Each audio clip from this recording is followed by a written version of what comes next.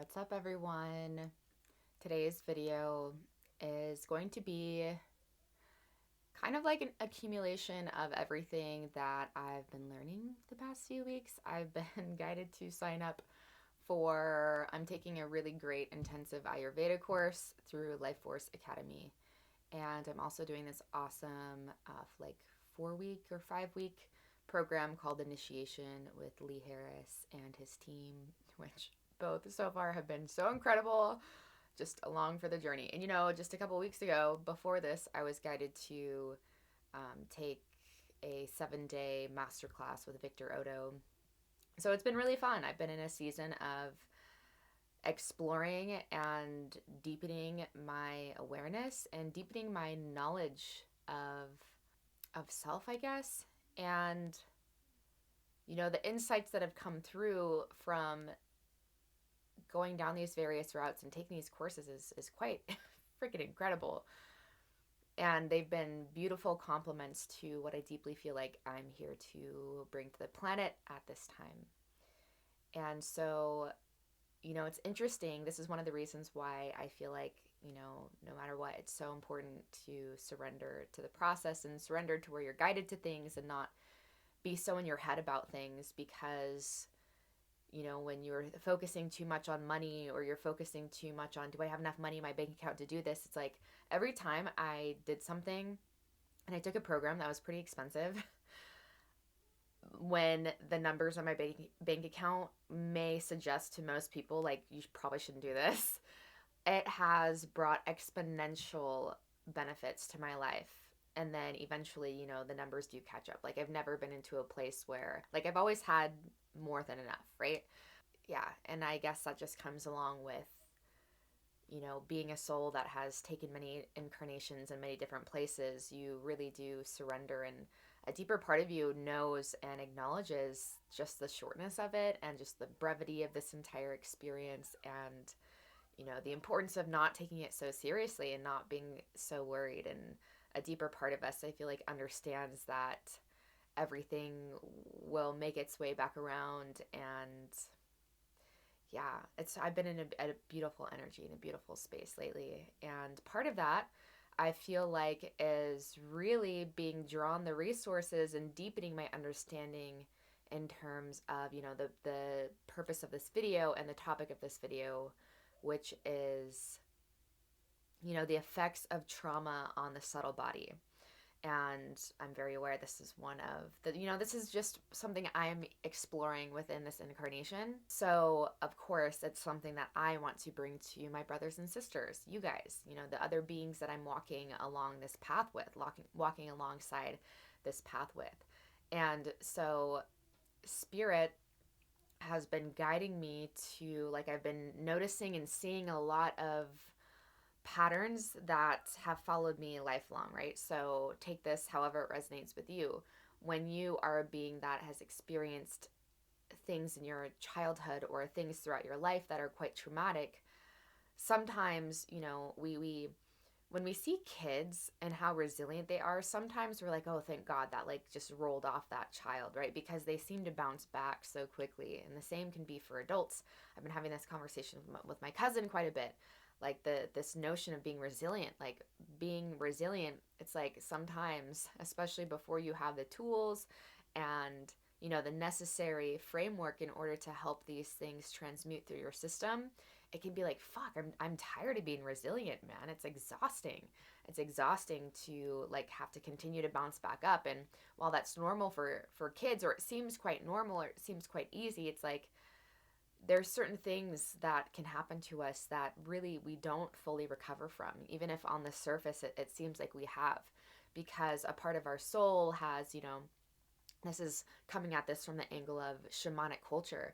This is what soul retrieval is. Shamans, had this understanding that when something scary or a near-death experience, or, something very traumatic happens to a being, parts of that soul kind of disassociate or they detach. And so what shamans do is they will, by the use of somehow altering their state of consciousness, whether that be with, like, plant medicine or chanting or drumming or whatever, they will then go and find and retrieve that soul. And, I don't exactly know the details of how that looks. I'm sure it's different according to the individual and according to what that shaman's guided to do in that moment. However, it's this notion that, a part of us detaches and isn't necessarily fully here. We're not fully here. And so, something that I've noticed with beings that have been through a lot of trauma is, the mechanism of trauma, what it does is it kind of blows your psychic senses open. So, on one hand, I understand how if, someone came here to activate their psychic senses in a society where, psychic gifts is not necessarily honored or it's not understood, and it's kind of like shoved in this corner of like that's woo woo, or that's like something we don't look at, or we don't really talk about that.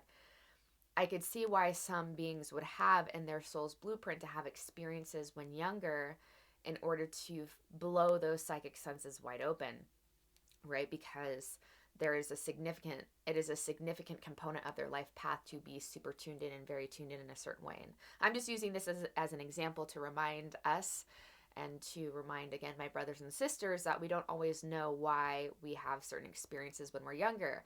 However, that goes along with trusting, that goes along with understanding the soul's blueprint, and again, having spiritual awareness.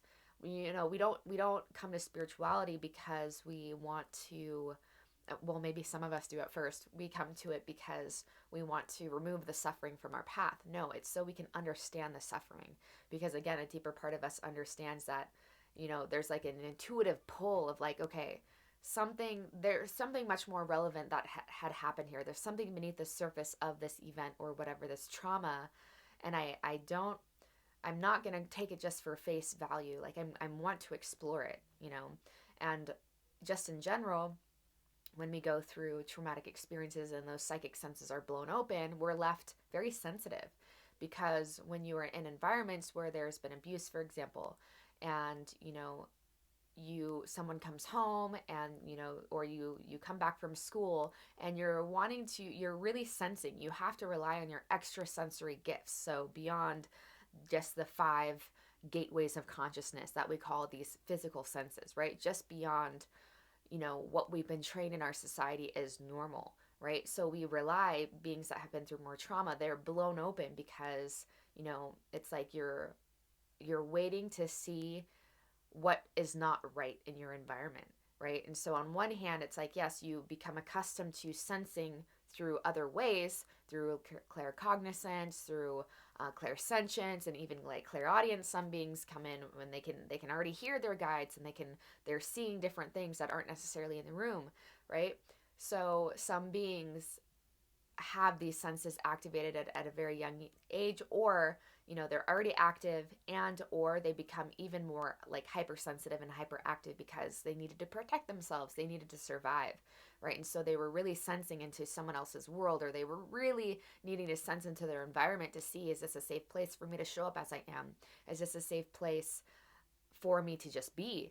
Do I need to go somewhere else? Do I need to like protect myself in some sort of way?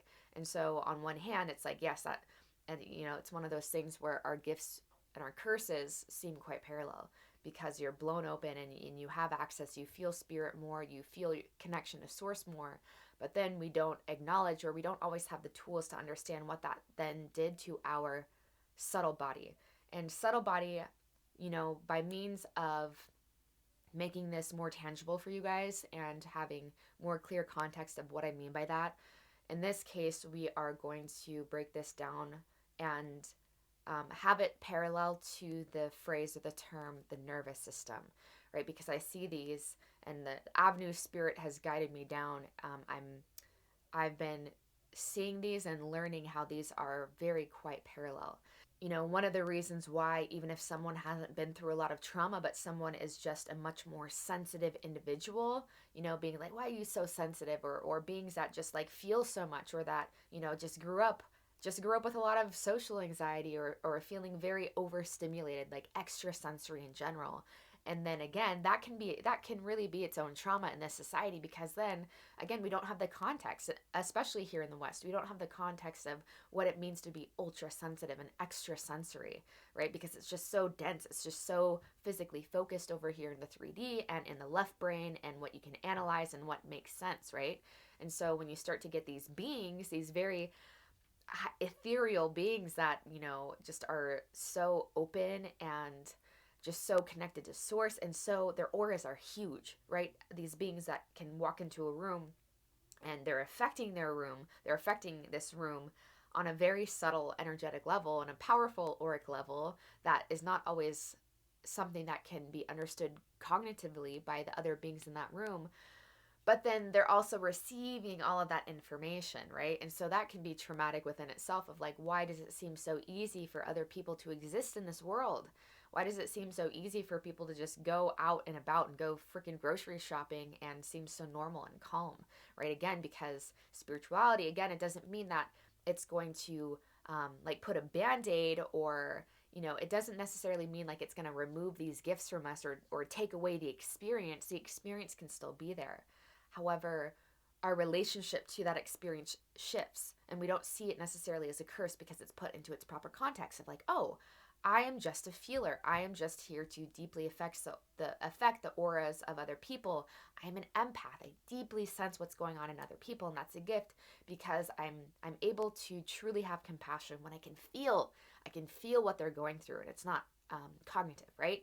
So this is generally why a lot of beings that are ultra sensitive and highly sensitive end up, kind of being drawn to metaphysics and drawn to spirituality and drawn to things like yoga, things that help put into context and also help us ground and help us make sense of our extrasensory abilities, right?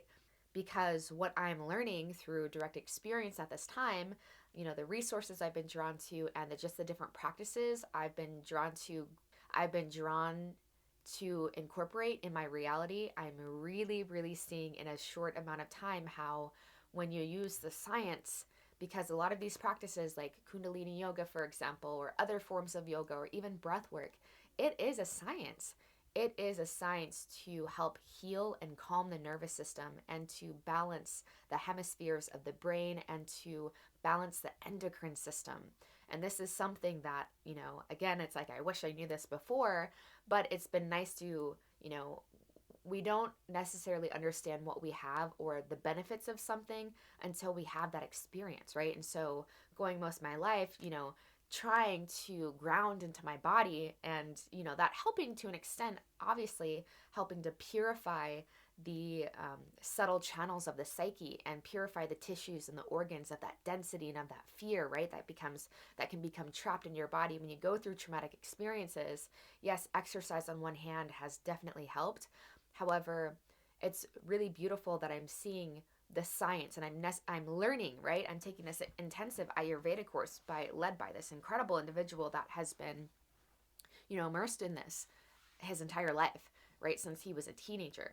So it's understanding the philosophy behind these ancient practices. And now I'm seeing, like, before there was a part of me that felt like it was maybe spiritual materialism, why some people were engaging in it. And it didn't make sense to me, right? It didn't make sense. So, of course, it's easy to assume when you haven't done, when you make an assumption and you don't actually sit with the reasons or the why behind why beings are drawn to something or engaging with something.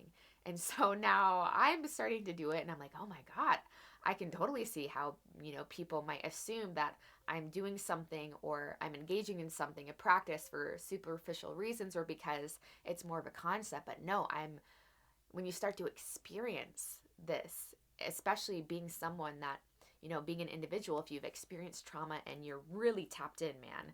And, for me, there was a lot of this frustration of like, I feel so tapped in and I know I have so much to offer. And I know my perceptions and the way that I see things, like, I know I am here to be a strong guide.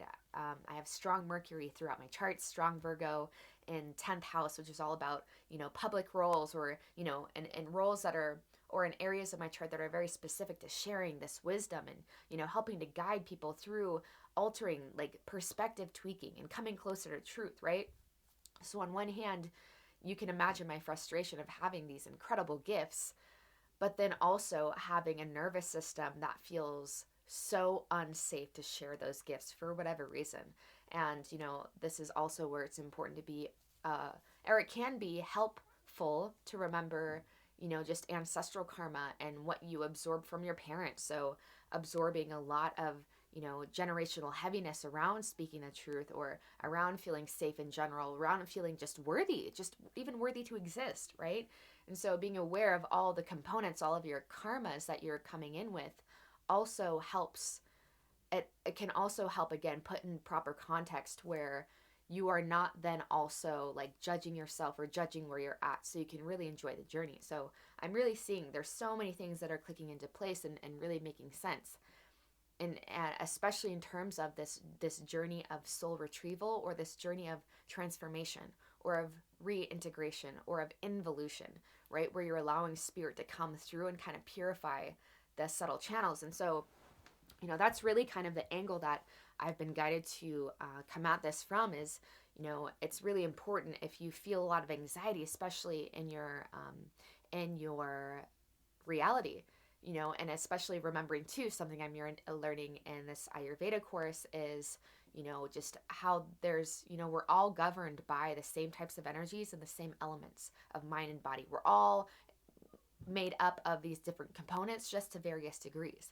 And so we're in a time of high vata. We're in a time where there's a lot of air element and there's a lot of ether element, very active, with our phones and technology. That's the ethernet, right? That's the internet. We're all interconnected and we're all moving very fast paced. That's a lot of energy that can bring us into a state of high anxiety.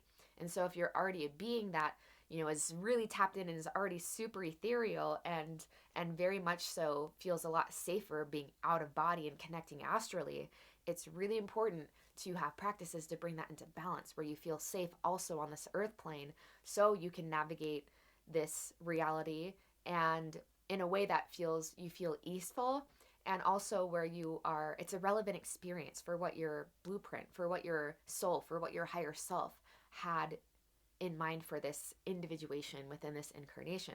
So when you have overactive components in one element or in one area, it's important to, again, it's all a science, it's all mathematics. How am I going to bring this back into balance? In this day and age where everything is moving so rapidly, it can kind of have the tendency of exacerbating that fight, flight, or freeze energy that we may have experienced earlier in incarnation.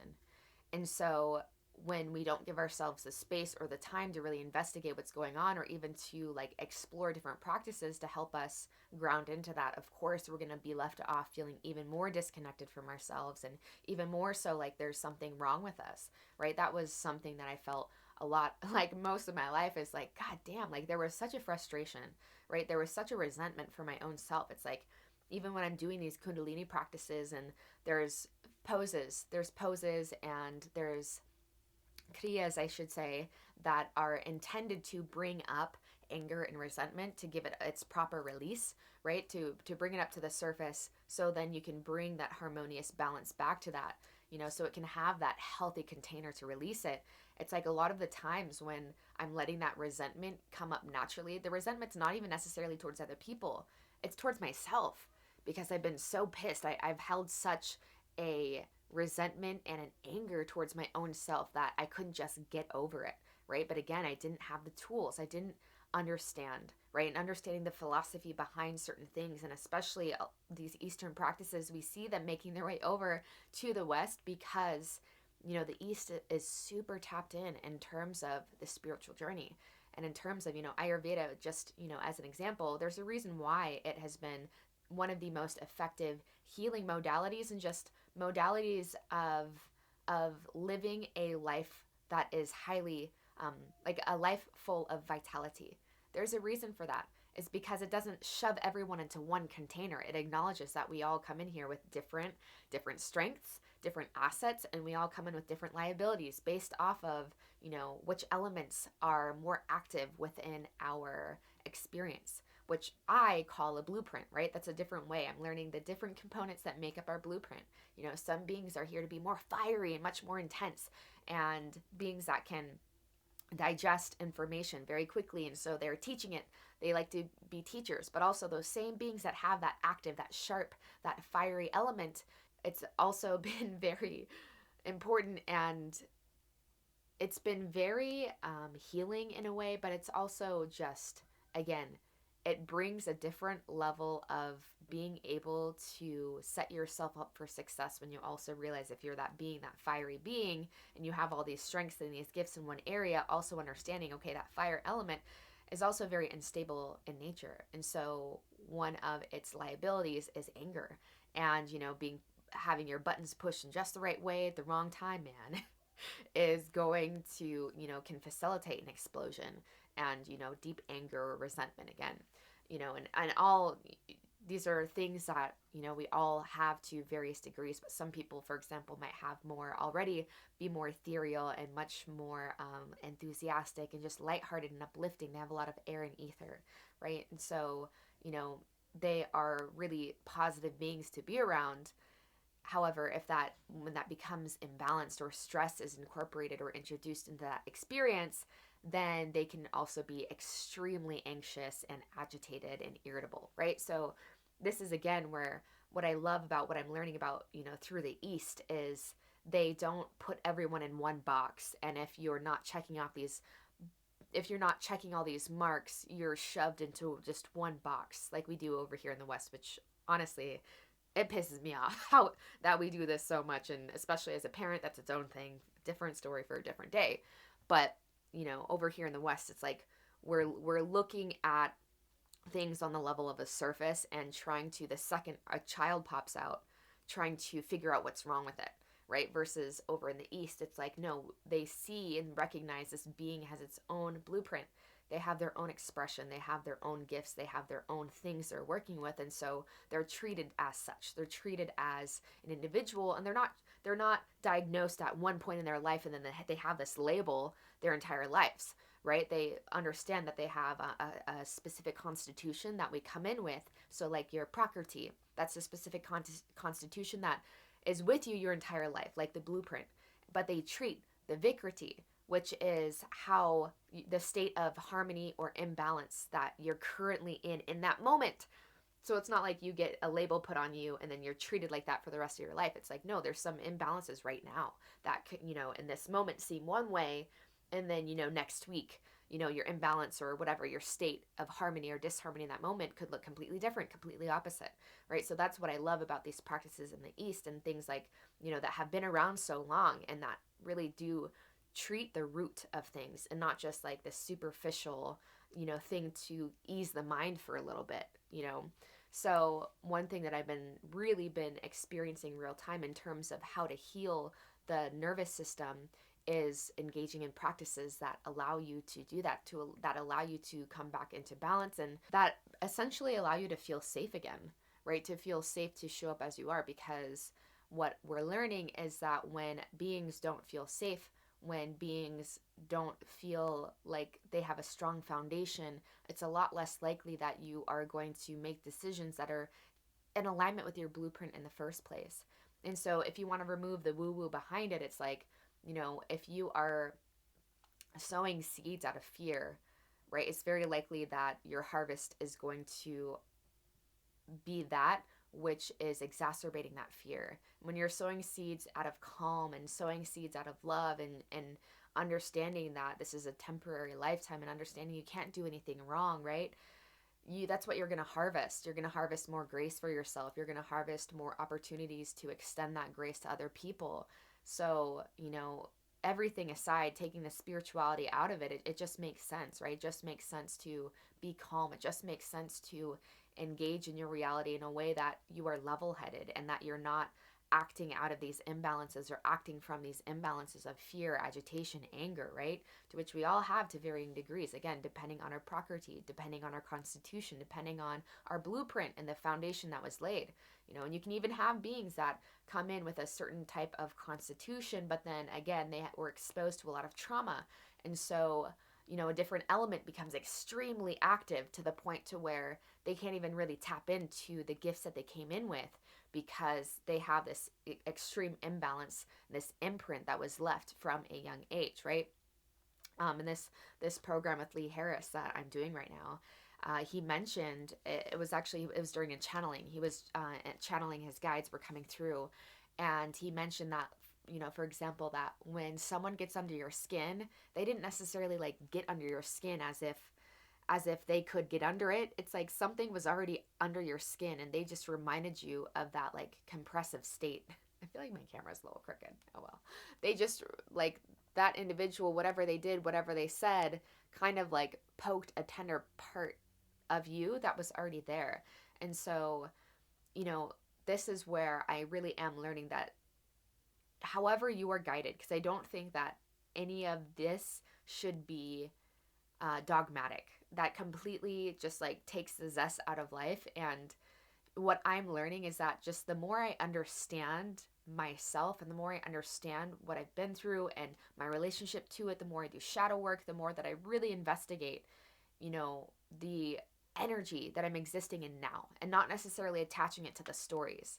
Like the more that I just investigate, like, okay, I tend to feel really nervous in these situations, or I tend to feel like, when I feel like I can't be fully received, what is that saying? Just the more I investigate the energy behind it, the more I'm naturally drawn to practices that can help me bring ease and help me restore harmony to those things. So, as someone that has been through quite a bit of trauma growing up and not necessarily had the right tools, I really am understanding the process of purifying these subtle channels and opening these subtle channels. So what I mean by that is, Kundalini yoga, for example. I can't really say the same about other yoga practices because I haven't really been guided to them to the same depth and extent that I have been with Kundalini. And this practice that I'm doing is goes hand in hand with my Ayurveda course, because understanding the subtle channels and understanding what Ayurveda is here for, it's here to help incorporate like long-term vitality according to your specific constitution, so you can experience greater levels of happiness, so you can experience yourself in lighter ways, right? That's what the spiritual journey is, right? Navigating the human experience with as much joy as you can, with as much ease and grace, and so you're really present, right? But if you have all of this subconscious bullshit that's getting in the way of your true nature, then figuring out and being guided to modalities that help you clear that is essential, especially if you really want to experience this life for all that it could be. And so that's essentially where I'm not surprised. I'm like, okay, I don't know why I'm being guided to this. I don't know why I'm being guided to Ayurveda, but I'm so happy. I'm so happy that I signed up for this course and I paid the money. It's totally worth the money that, the price that was attached to it. Like, I'm so glad I followed that, because now I'm finding modalities that are external confirmation of what I've known deeply intuitively, right? We have our true nature. If our true nature is bliss, if our true nature is peace, why are most people not feeling that, right? And so that's where you understand the subconscious, and we can understand this through. We are taught this through self-help books, or we hear about this through psychology, right? But a lot of us, I feel like, don't actually have the depth necessary, and we don't have the tools necessary to understand, okay, I get this, right? And you can do mantras, or you can, not necessarily mantras, but affirmations, and you can play your sound wave music at night, and all of this is helping. I'm not knocking any of this, right? All the tools you can, meditation, mantras, whatever, using all the tools you can to help purify that subconscious, right? And so that's one of the things that I wanted to extend to my fellow brothers and sisters who may have been through trauma and need that nervous system healing.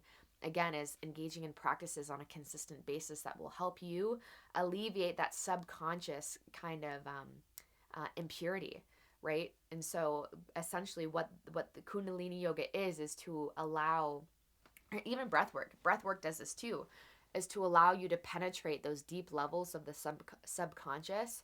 And so it can release that stored energy, it can release that stored tension, and it's purifying, not just on the level of it's not just a physical practice. Like, it is a science for it's a mystical science for a reason. What's a mystic?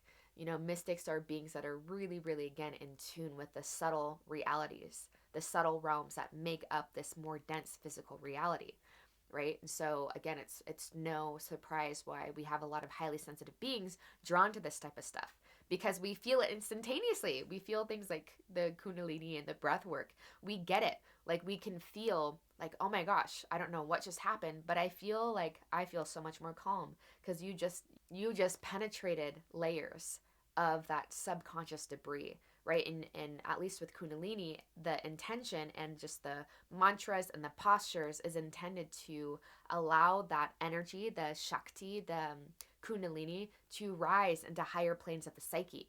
Because again, for many of us, if we've had trauma when we were younger, or like motherhood wound, or woundings while we were in the womb, that energy is stuck, right? Or if you're really anxious, the energy that could be going to higher planes of your psyche is being eaten up by your anxiety, or it's being eaten up by your resentment, or it's being eaten up by you just not feeling safe, you being a consistent state of fight, flight, or freeze, right? Or then there's beings that are so tired of not understanding, not knowing how to feel calm in the presence of other people, like feeling so good and so powerful when they're by themselves, but then get around other people and just feel the complete opposite. And that over time can just be so debilitating on your self-esteem and just like feeling like you can do anything in this world, right? And so when you again start to learn how to restore balance to the subtle body, to the nervous system, it's like very quickly, you guys, you can experience huge leaps in paradigms. And I feel like that's something that I'm really seeing real time. It's like, you know, um, this is where it becomes important to honor your individual path as well, because we never know. Like, no matter how hard you try for things in life, like you could try as hard as you could to reach enlightenment, right? But never reach it, because that's where grace comes in. But at the same time, it is a cooperative experience where you are needed, like needed to take 30 minutes a day, 30 minutes in the morning or 30 minutes at night, or both, in order to engage in breath work or kundalini yoga, or whatever it is, going on a walk, whatever is going to help you restore balance, right? And it's a process. It's a process of transformation, and these processes shouldn't be rushed, because that's when people end up in like psych wards, or that's where people end up in places that seem worse off than they were before, because they're trying to rush the process. And again, that's where it's so beautiful, because the more you understand the philosophy behind these things, and the more you just are actively on your path, and you really do see that it is it doesn't have to be a rush. And the only reason that we feel like something needs to be rushed is, again, because we have this over quick pace. We're in societies, or we're in cultures where doing things fast is like highly prioritized, or it's highly prized, or it's highly praised, is what I was trying to get at, versus honoring this natural unfolding of things, right? And it's that weird dichotomy that when you are relaxed about things and you're not trying to rush it, that things can actually happen quite rapidly. There's that phrase from the Bible that says, I will restore to you the years that the locusts have eaten. So even if you've been doing all this spiritual work on, and you can feel it, you're embodying them to different degrees. And then you're like, okay, now I want to bring restoration to my nervous system. I haven't been coming at this from a holistic level. It's been really heady, right? But my body, I haven't done that deep purification of the tissues, which meditation does help. And again, having knowledge of it does help. But that physical purification, okay, you can do a lot of work in a short amount of time, or be restored a lot. Versus if, something that I've noticed is, if beings try to get to the end before they've gone through that process, it's like at some point on their path, they'll fall off, right? They'll fall off and they'll take a break or whatever. And then at some point they'll pick it back up again. And it's like they end up in the same spot that they would have been anyways if they had just taken their time, right? And enjoyed the process. So you can enjoy the unfolding. There's no rush. The only reason we feel like we need to rush is because, again, we're not accepting who we are in this moment. And we're not accepting the relevancy of this human experience and this human incarnation, which is meant to be a beautiful unfolding. And it's this lifetime, but then it's a span of hundreds, if not thousands, of lifetimes and incarnations to various degrees. And I want to leave this video off with a phrase I heard recently. I believe this is something that's also in the Bible, and it talks about a house divided amongst itself. And so this is kind of building off of past videos that I've made recently about you can have all the spiritual knowledge that you think you need. You can do all the visualizing, right? And you can attain these realities for a short amount of time, but it's like if you're engaging in all of these things and it's very heady and you don't deeply experience calm, you don't actually experience the peace in your body, you don't actually experience that it's all good. It's, you can try to recite all the mantras and all the affirmations all day, but if it hasn't, again, if that energy hasn't made its way into the higher chakras, and there's not also an equal balance of the lower chakras, and that shakti can actually cleanse the psyche to the degree that it needs to be, then you are a house divided against itself, to where on one level you feel like you should be this one way, or you feel like your reality should look this one way because you can conceptualize how you deserve it, but you don't actually feel it.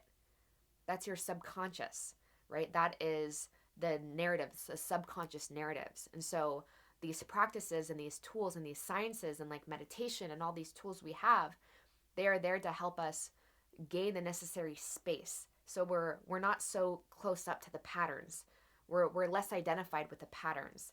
So then when we can see the narratives, when we have enough space and enough shakti, and that energy is not going to anxiety or trying to prove ourselves or whatever, we're giving ourselves the space and the grace to notice what these patterns are and how they've been running us, then, only then, have we developed the necessary space and energy and shakti, whatever you want to call it, to change the narratives, to shift the narratives, right? But there comes a level of patience that is needed with that, right? Transformation is a long process, but then also understanding we can take these huge shifts and these huge leaps and paradigms when we are following our guidance. If you are guided to do things like meditate and kundalini yoga, or some sort of breath practice that helps purify the subtle channels and let those subtle energies rise up, right? Purify the denser tissues, right? To restore harmony and balance to the nervous system and the endocrine system. When we are, doing all of these things, right? When we are naturally guided towards refining our habits, because it's not coming from a level of a concept anymore. It's because we can feel the power behind these practices, and we can see the tangible, we're experiencing the tangible results. That's when you make space for a huge shift in a paradigm. That's where paradigm leaps come from, is there's an exponential leap in energy, there's an exponential growth, there's an exponential shift, right, in how you see yourself and how you experience yourself, how you be, right?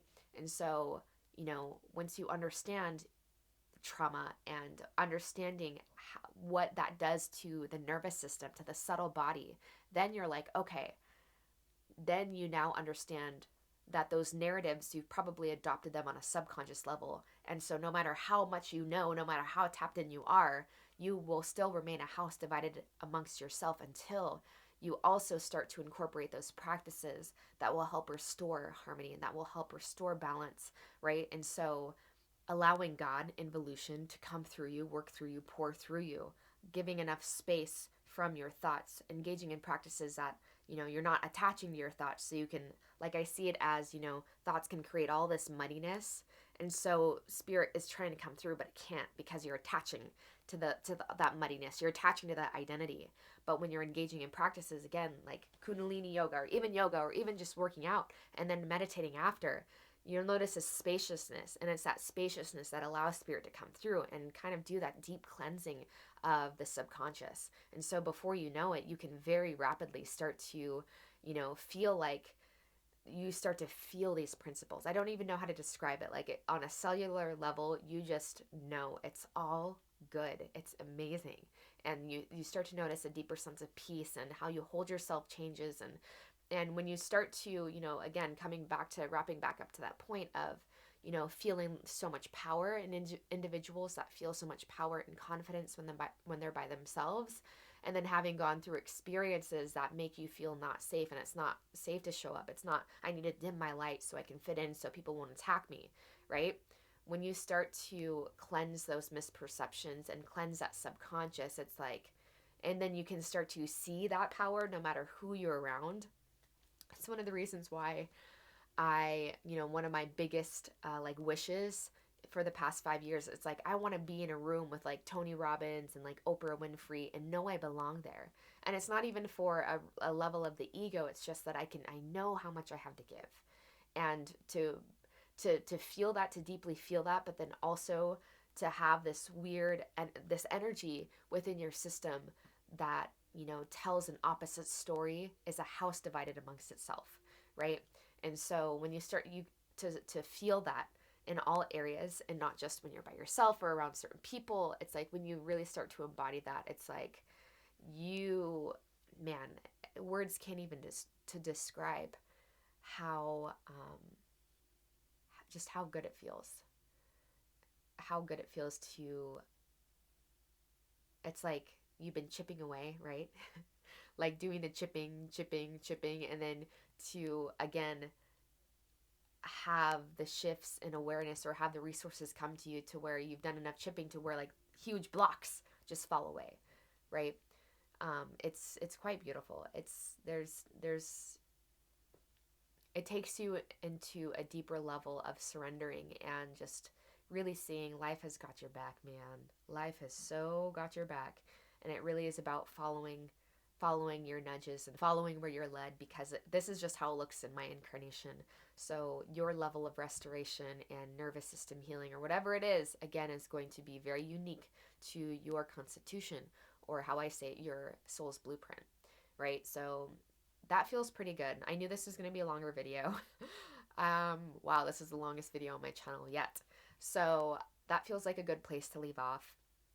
I can expect the videos will get a little bit longer since I'm not doing them as frequently.